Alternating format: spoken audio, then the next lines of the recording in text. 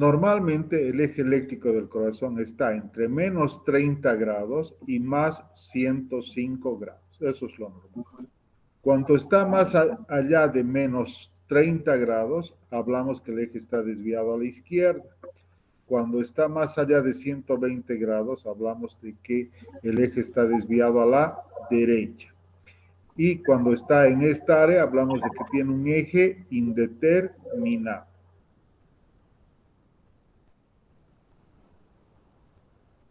Acá el eje eléctrico del QRS, como ven, este vector está desplazado a la derecha.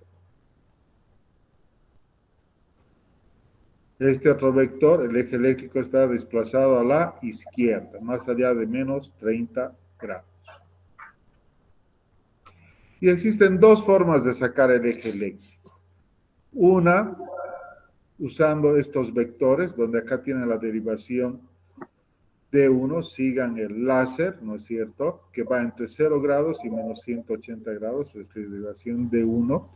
La derivación D2 está en 60 grados, generalmente el eje eléctrico está sobre la derivación D2, y D3 está a 120 grados. Entonces, lo que se hace es lo siguiente. Se mide la altura de la onda aérea en milímetros, ¿no es cierto? Por ejemplo, acá mide 16 milímetros en la derivación de 1 y es positivo. Entonces, contamos sobre este eje de la derivación de 1, 16 milímetros, más o menos hasta acá, ¿no es cierto? A ver, un minutito. Te llamaré en una media hora, estoy dando clases. Ya, chao, chao. Entonces, les decía, vamos a tomar dos ejes, la derivación de 1 y la derivación de 3. Sobre D1 es positivo, 15 milímetros. Y sobre D3, digamos que es positivo como 10 milímetros. Entonces, sacamos un eje de coordenadas, ¿no es cierto? Y en la intersección va a estar el eje eléctrico. Esa es una manera de sacar el eje eléctrico. Normalmente con dos derivaciones, la derivación de 1 y la derivación de 3.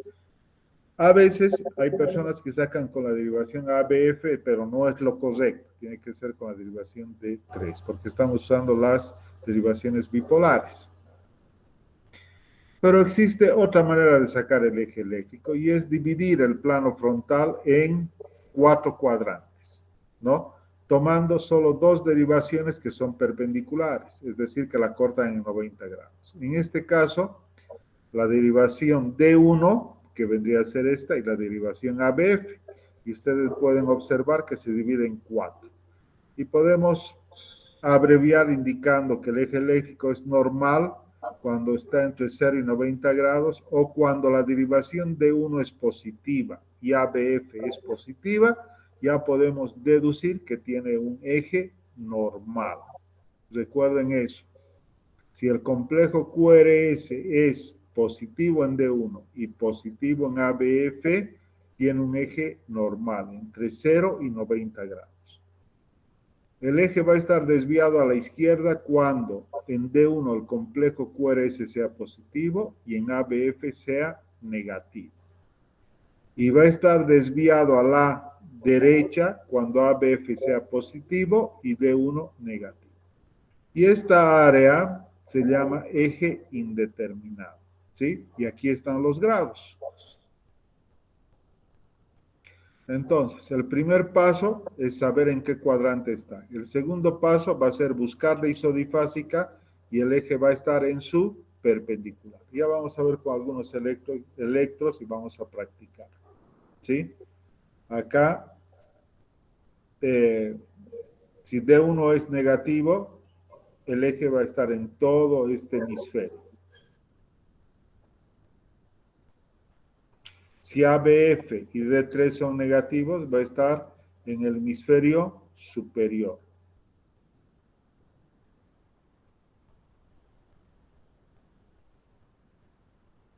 Cuando el eje está desviado a la izquierda, lo que vamos a tener es, por ejemplo, que la derivación ABL tiene un complejo QRS muy importante. Y obviamente ABF va a ser negativo. Cuando está desviado a la derecha, la derivación de 3 va a tener un complejo QRS muy alto.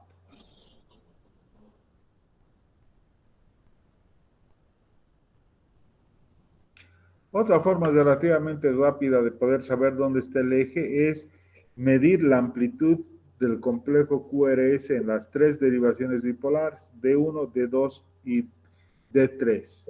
Donde esté más alta, ahí va a estar seguramente cercano el eje. Y entonces mencionábamos para qué nos sirve sacar el eje. El eje puede estar desviado a la derecha o a la izquierda. Y hay varias causas. A la derecha por una causa mecánica, por ejemplo, en la inspiración, en el enfisema. Pero quiero que recuerden estas 3 causas de desviación del eje a la derecha. La hipertrofia ventricular derecha, el bloqueo de rama derecha y el hemibloqueo posterior izquierdo. Estas otras son mucho menos frecuentes. Pero estas 3 sí. Hablamos de enfisema porque al haber un aumento de volumen de los pulmones, el diafragma desciende y empuja el corazón hacia la derecha. Y por eso el eje está desviado a la derecha. El eje está desviado a la izquierda, por ejemplo, cuando hay ascitis, cuando sucede lo contrario, cuando el abdomen es muy globuloso y empuja el diafragma hacia arriba, el corazón se horizontaliza y el eje va hacia la izquierda. Pero también necesito que recuerden estas 3 causas: la hipertrofia ventricular izquierda, el bloqueo de rama izquierda y el hemibloqueo anterior izquierdo. Algunas formas de Wolff, Parkinson, White también pueden desviar el eje. Bueno, acá tenemos un electrocardiograma. Entonces hemos dicho que tenemos que sistematizarnos para la descripción. El ritmo. Entonces decimos ritmo sinusal cuando la onda P es positiva en D1 como se ve acá, positiva en D2 como se ve acá, positiva en ABF y negativa en ABL. Cuando se cumplen esos criterios ya decimos que tiene un ritmo sinusal, que el estímulo parte del nódulo sinusal. Y casi todas las mediciones hemos indicado que se hacen en la derivación de 2. Hay que medir la duración de la onda P y la amplitud. Acá es normal. Debemos medir el intervalo PR. Y ahora sí podemos dedicarnos, por ejemplo, al eje eléctrico. El eje eléctrico les he indicado que hay 2 maneras de sacar. Traten de familiarizarse con una. La más fácil para mí es esa de los cuadrantes.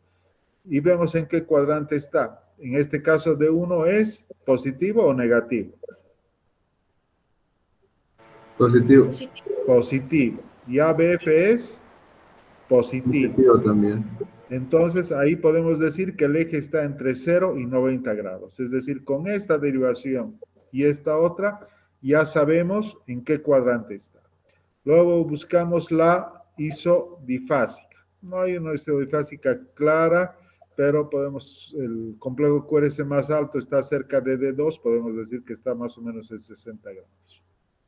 Luego se mide el intervalo, la duración del complejo QRS, el segmento ST, que normalmente no se mide, pero ustedes vean que es ascendente, la onda T, que sigue la polaridad del complejo QRS, y se mide el intervalo QT, que es normal. Entonces podemos decir que este electrocardiograma es normal. Acá, lo propio. Como estamos en esa idea de medir ejes, vemos el complejo QRS. En D2 es positivo. Sí. El complejo QRS es positivo, ¿verdad? Y en ABF es positivo. Pero si ustedes ven acá, el complejo QRS es isodifásico, es decir, que tiene un componente positivo y negativo de similar amplitud en la derivación D1. Este complejo que estoy señalando con el láser es un complejo isodifásico. Eso significa que el eje eléctrico va a estar en su perpendicular. Perpendicular de D1 es ABF. Y como ABF es positiva, el eje está en 90 grados.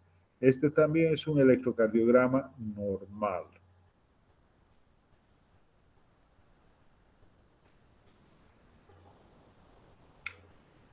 A ver, ¿quién me dice en qué cuadrante está el eje eléctrico? Derecho. ¿Derecho? No. Tiene que ser el rango normal. ¿Qué dices?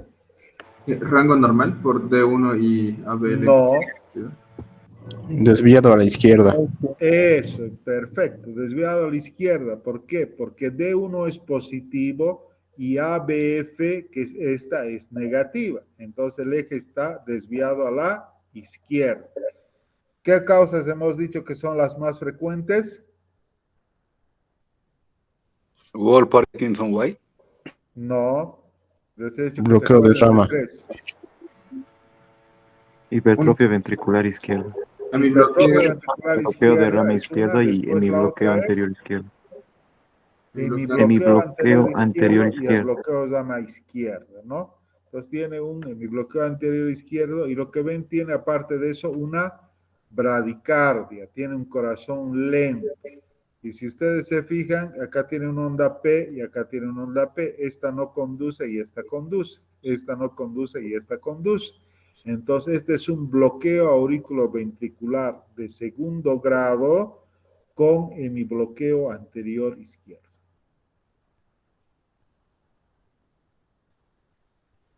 De acá, ¿quién me dice dónde está el eje?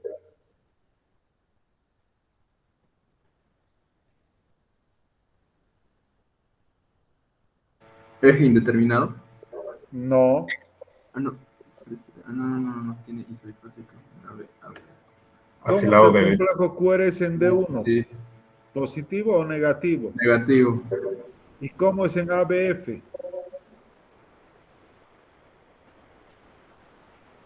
Isodifásico. Bueno, podríamos decir que es, si quieren, ya isodifásico, ligeramente positivo.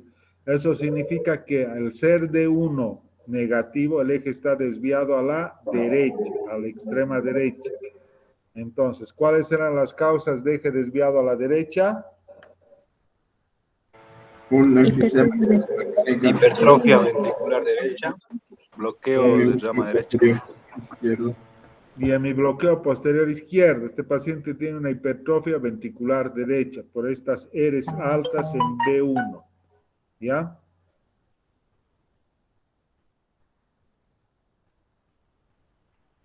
Esta no vamos a ver. Esta tampoco. Esta podemos ver. A ver, ¿es un ritmo regular o no?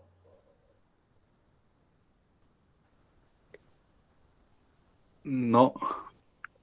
No es regular, ¿verdad? ¿Tiene onda P o no tiene onda P?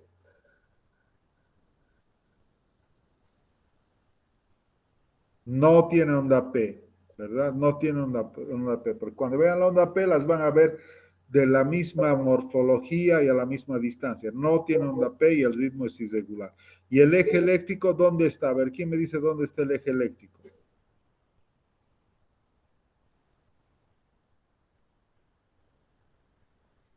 ¿D1 positivo o negativo?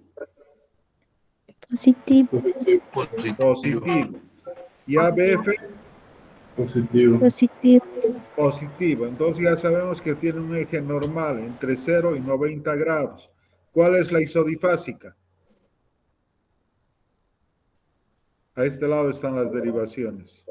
La ABL. ABL. ABL, este es isodifásico. Entonces perpendicular es D2. El eje está en 60 grados, que es normal. Esto no vamos a ver.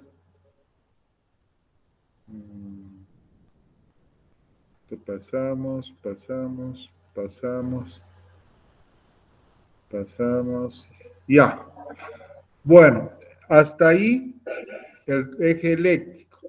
Ahora tenemos tiempo y vamos a hablar de hipertrofias auriculares e hipertrofias ventriculares.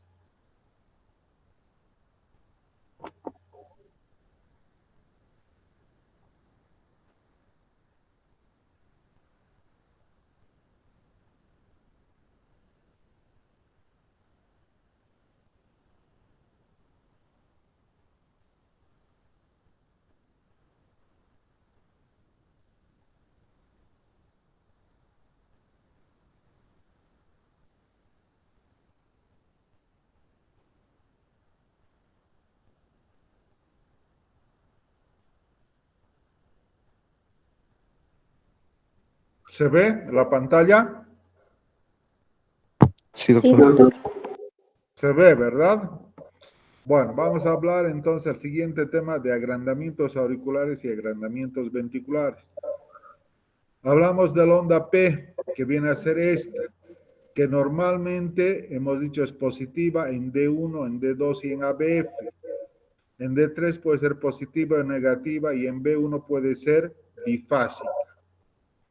El eje eléctrico de la onda P no los voy a pedir. La duración va entre 0.08 a 0.10 de segundo. Eso es lo que ya mencionamos ayer.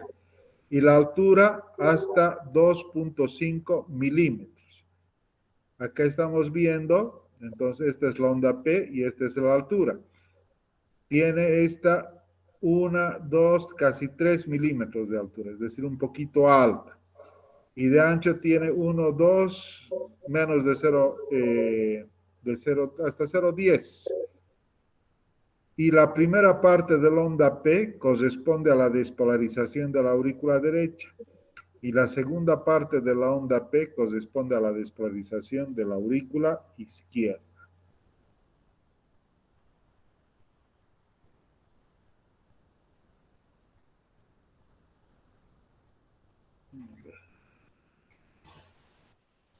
Y acá estamos viendo una onda P en esta imagen de la izquierda ancha, de la aurícula derecha inicial y la aurícula izquierda posterior.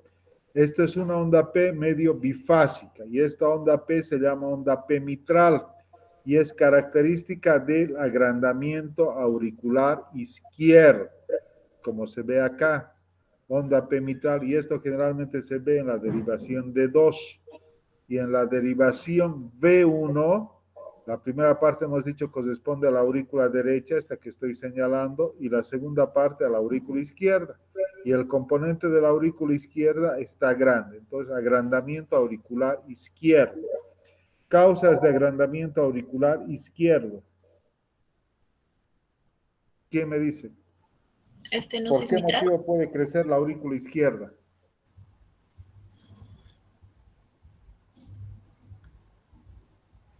Una insuficiencia mitral y una estenosis. Una valvulopatía mitral, ¿no es cierto? Es lo más frecuente, particularmente la estenosis mitral. La hipertensión arterial, valvulopatías aórticas, cualquiera de estas circunstancias puede generar agrandamiento auricular izquierdo. ¿Y por qué motivo puede crecer la aurícula derecha? Que como ven acá es una onda P alta, acuminada, puntiaguda. ¿Cuáles son las causas de agrandamiento auricular derecho? Insuficiencia tricuspidia. Es más frecuentemente pacientes con hipertensión pulmonar.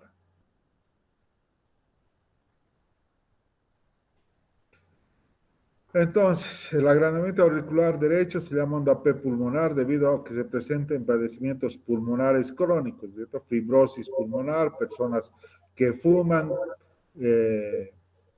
¿no? Es frecuente, por ejemplo, observar en los pacientes que han trabajado en la mina. Y algunas patologías congénitas como la tetralogía de Fallot, la estenosis pulmonar primaria o la enfermedad de Epstein.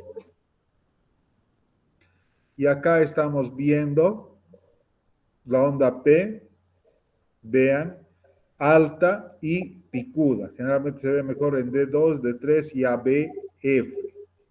¿Sí? Esta imagen, traten de captarla y tiene una altura de 3 milímetros. Hemos dicho como mucho la onda P debe medir 2.5 milímetros, pero acá mide 3 milímetros. Entonces es una onda P pulmonar.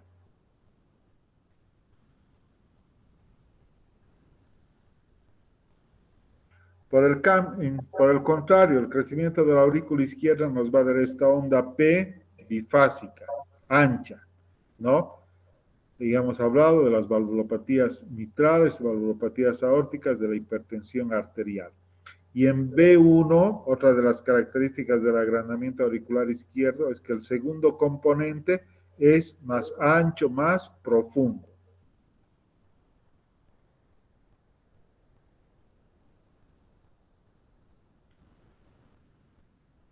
¿Y este es un agrandamiento auricular izquierdo o derecho? Izquierdo. Izquierdo. Izquierdo. P, mitral.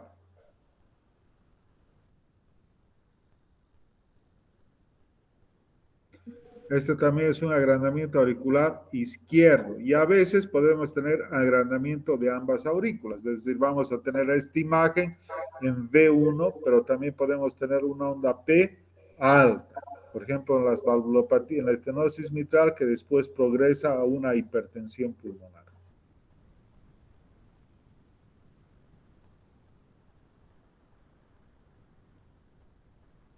Bueno, hasta ahí con agrandamientos auriculares. Ahora vamos a hablar de agrandamientos ventriculares. Acá a la derecha están viendo el corazón con dos derivaciones, B1 y B6. Esto es lo normal, que el eje eléctrico esté más o menos en 60 grados. Pero cuando este ventrículo izquierdo aumenta su masa muscular y crece, este vector de despolarización se desplaza a la izquierda, ¿no es cierto? Y genera electrocardiográficamente en V1 unas ondas S profundas, porque acá está V1 y este vector se está alejando. Si se aleja nos da una onda negativa y como es un vector muy importante va a tener S profunda. Y como se está acercando a V6 nos va a dar una onda R muy alta. Y aparte de esto, en la despolarización podemos observar un ST infradesnivelado con T negativa.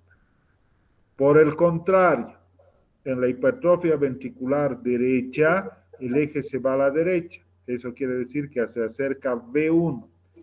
Y en V1 vamos a tener ondas R muy altas. Lo normal es la figura de arriba. Una onda pequeña y una onda S importante. Pero cuando hay hipertrofia ventricular derecha por este vector, la onda R es muy importante, ¿ya?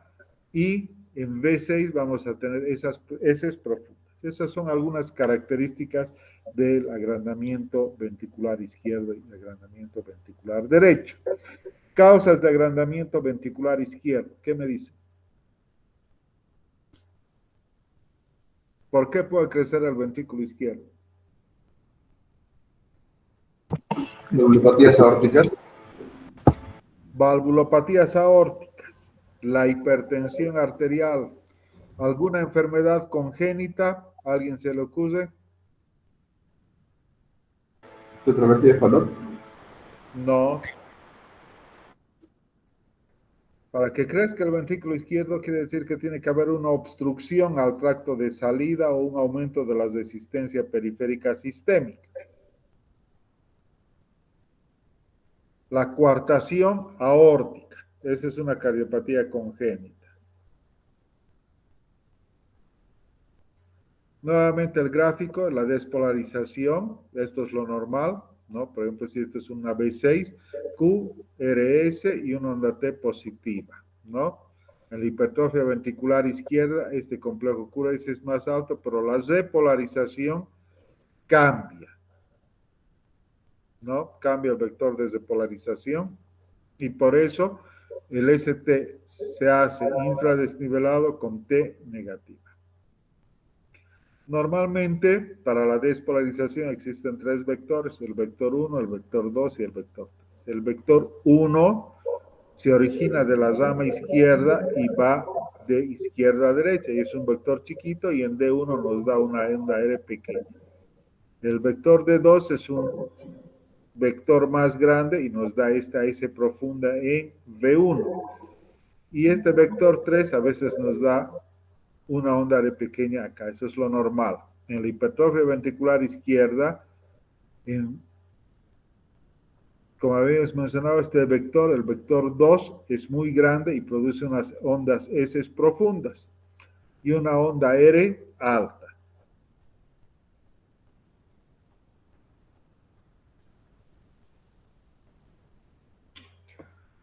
Y cuando hablamos de agrandamiento ventricular izquierdo, existen ciertos signos, ciertos elementos que nos van a hacer el diagnóstico. Debemos tomar todos en cuenta. A veces no están todos, pero con que haya unos 2 o 3 ya nos hacen presumir que tiene una hipertrofia ventricular izquierda. Lo primero es desviación del complejo QRS hacia la izquierda, más allá de menos 30 grados. Otro elemento es un incremento del voltaje de las ondas R en B5 y B6, como se ve acá en este electrocardiograma. B5 y B6 ondas R altas.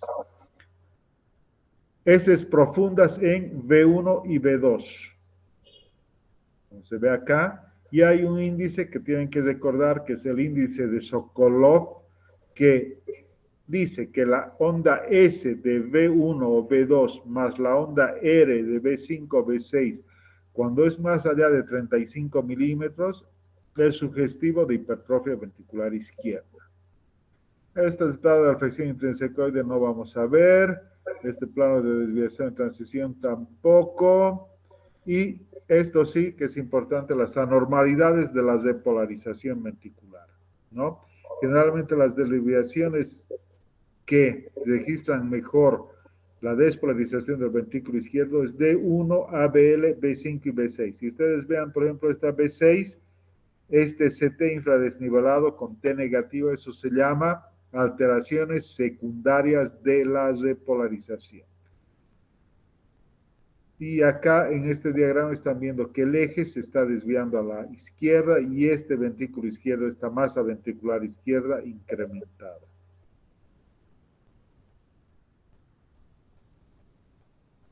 Acá tiene un electrocardiograma. El eje no está desviado a la izquierda. Tiene un eje normal porque D1 es positivo y ABF es positivo. Y el isodifásico es ABL, que está en 60 grados, pero tiene otros datos, ¿no es cierto? Tiene Rs muy altas en B4, B5 y B6, ¿no? Y S's profundas en B1 y B2. Y tiene estas alteraciones en la repolarización.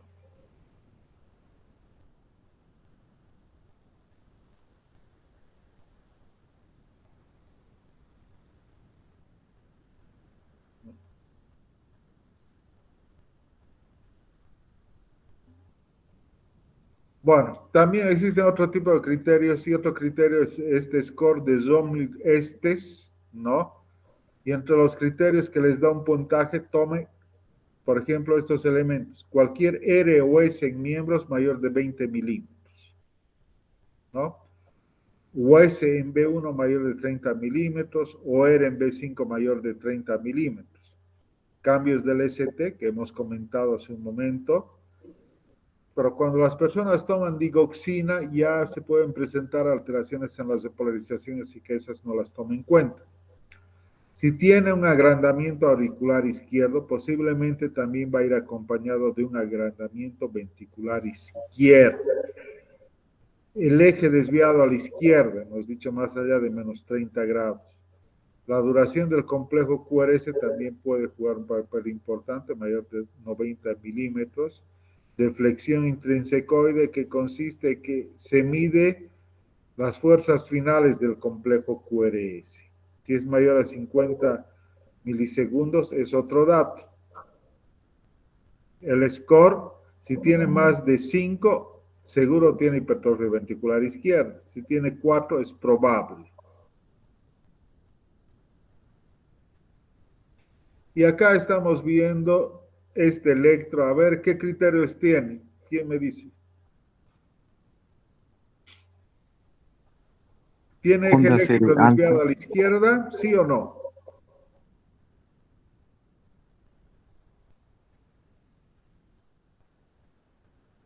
No tiene, ¿verdad? Porque D1 es positivo y ABF es positivo. No tiene el eje desviado a la izquierda. Medimos el índice de Sokolov, mayor, hemos dicho, la onda R de B5, B6 más la S de B1, B2. Medimos B5, por ejemplo, acá tiene 5, 10, 15, 20, 25, casi 30. Y sumamos acá la S, 35, 40, 45, 50. Entonces este criterio sí cumple. Tiene un Sokolov positivo. Alteraciones en la repolarización, vean la derivación de 1 a BL, B4, B5 y B6, con esta T negativa y este ST infradesnivelado, también cumple. Las derivaciones de las extremidades mayores a 30, 5, 10, 15, 20, 25 no cumple. Otro criterio dice la onda de R en D1 más la S de D3 mayor a 25. Acá 5, 10, 15, 20, 25, 28. Ese sí cumple. Entonces, este ya nos habla de una hipertrofia ventricular izquierda.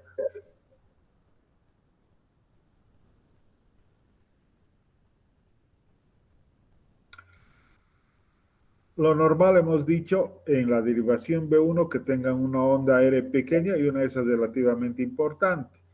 Y en B6 tiene el complejo QRS. En cambio, en la hipertrofia ventricular derecha, al tener esta masa muscular y este electrodo explorador en B1, vamos a poder registrar una onda R alta en B1.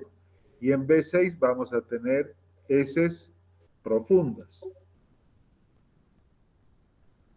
Y estos son algunos signos electrocardiográficos. Desviación del complejo QRS a la derecha, que acabamos de decir. Aumento de voltaje de las ondas R en B1, también es importante.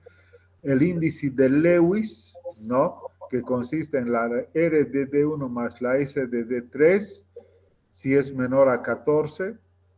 El índice de Cabrera, que consiste en la R de B1 más la S de B1, si es mayor a 0,5. Es decir, que cuando la R de B1 es más grande que la S, hablamos de posible hipertrofia ventricular derecha, y ese es el índice de Cabrera. Después, desviación del plano de transición, esto no. Alteraciones en la repolarización, es decir, al haber una onda R muy importante en B1, también la onda S y la onda T suelen ser negativas en B1 y B2. Y cuando tenemos algún signo de agrandamiento auricular derecho, también es un signo indirecto de hipertrofia ventricular derecha. ¿Dónde está desviado el eje? En este electro. Derecha. Derecha. Entonces ya tenemos un criterio. ¿Cómo es la onda R en B1 y B2? El complejo QRS. Alta. Altos. Tiene una onda R muy alta, muy importante. Y en B5 siguen persistiendo las ondas S, en B5 y B6. Entonces, hipertrofia ventricular derecha. ¿Sí? Así se ve.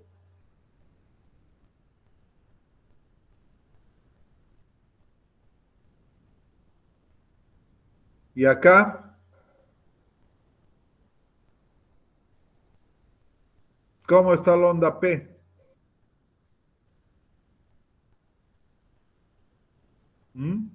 ¿Cómo es la onda P? Picuda, alta. Alta, picuda. Entonces, hipertrofia auricular derecha. ¿Dónde está el eje? Desvío hacia la derecha. A la derecha. ¿Cómo es la onda R en B, el complejo QRS en B1 y B2? Alta. Hipertrofia auricular derecha e hipertrofia ventricular derecha.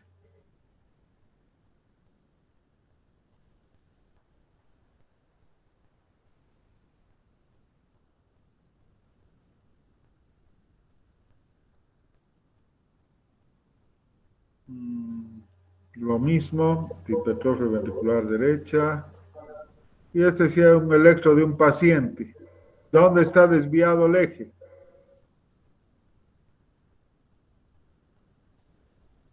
Paciente de la caja. ¿Dónde está el eje?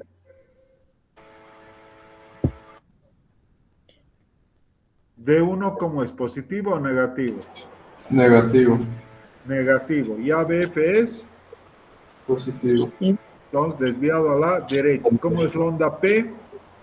En B1 Alta. Picuda. alta. Entonces agrandamiento auricular derecho. Tiene una onda R alta en B1 y en B2.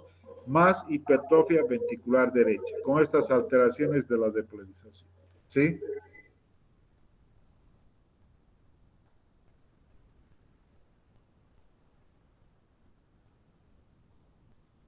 En este electro, ¿cómo es la onda P? Picuda. Es alta también, ¿no? Agrandamiento auricular derecho. Pero aparte de eso, en D1, vean que la onda P es ancha y mellada. Entonces podemos decir que tiene un agrandamiento de ambas aurículas. Agrandamiento auricular izquierdo y agrandamiento auricular derecho. ¿Sí?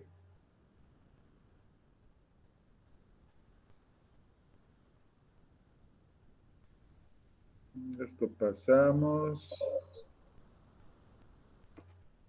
Bueno, ¿alguna pregunta hasta acá?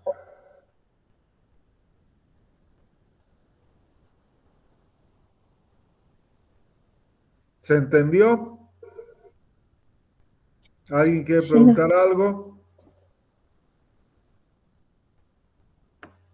Doctor, ¿cómo se llamaba ese criterio cuando se sumaba y tenía que dar más de 35 milímetros?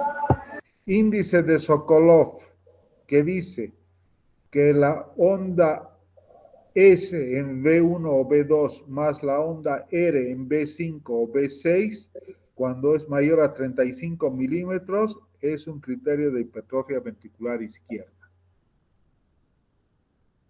Perfecto, doctor. Y no importa si es que va a ser, las ondas van a estar en sentido negativo o positivo, lo que importa es el contar los milímetros, ¿no? No te escucho muy bien, pero en general tienes que tratar de buscar todos los criterios que me he mencionado. Si tiene, digamos, un eje a la izquierda más un índice de Sokolov, seguramente es una hipertrofia ventricular izquierda. Y si tienes agrandamiento auricular izquierdo, lo propio.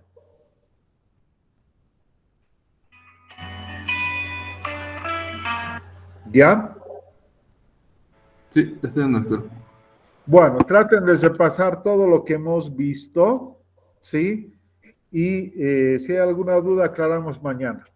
Yo creo que mañana vamos a llevar bloqueos, así que si pueden, vayan leyendo bloqueos y arritmias supraventriculares, ¿ya?